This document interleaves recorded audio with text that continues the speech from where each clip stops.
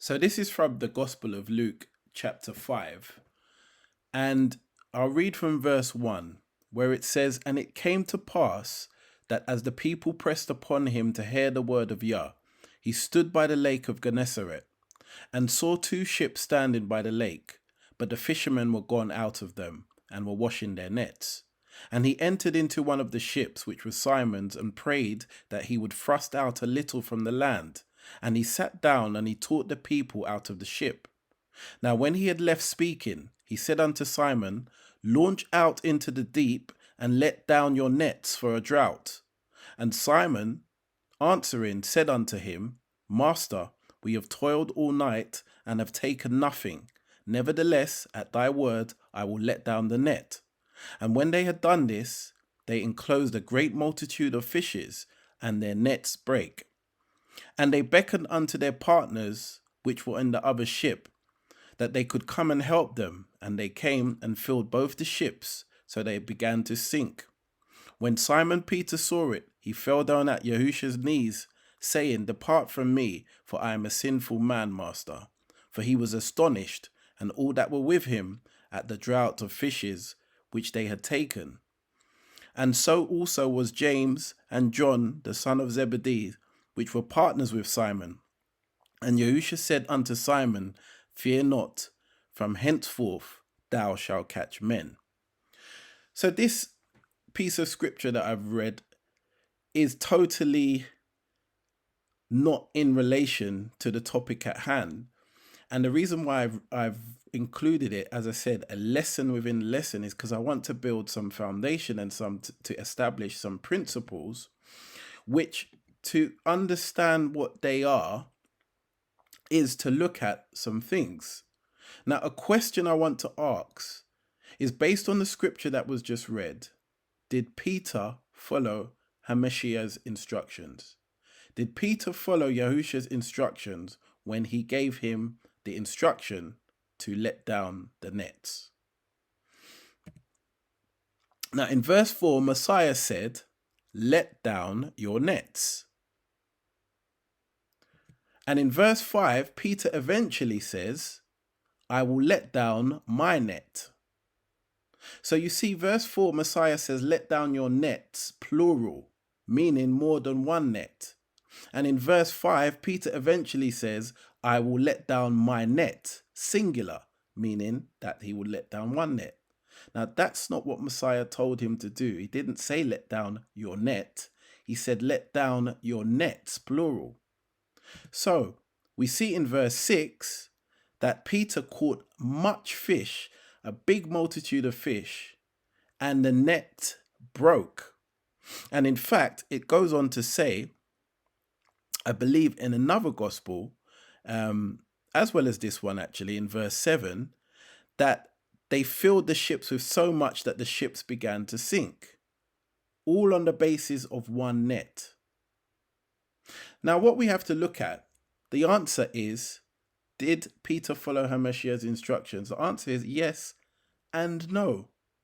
Yes, because he did let down a net, but no, because he didn't let down the nets. Messiah told him to let down multiple nets, plural.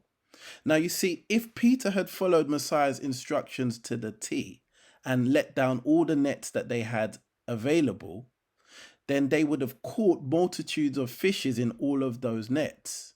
Because when Messiah gives his word will not return void. It will always accomplish that it is set out to do. So they would have caught fishes, nets full of multitudes of fishes. And in addition to that, the net would not have broken. And we know this because when you look at the end of the book of Yochanan, John chapter 21, you see a similar scenario that occurred when Messiah told them this time to let down their net, singular, and they obeyed and let out their net, and they caught a draught of fishes, and those fishes, I think 153 the scripture says, and it said yet the net did not break. So when you follow Messiah's word to the T, the results will always be positive. And this is something that Peter experienced because he was there at the end of Yochanan chapter 21, as well as in this piece of scripture. So he saw both accounts. He was part of both accounts. So what we must learn from this small lesson is we must follow Messiah's word in its entirety and with great diligence. That's something Peter did not do at this stage. And it was understandable. Peter didn't know him. This was his first encounter with Messiah. And this was the beginning of him learning who Messiah was and how he must be followed.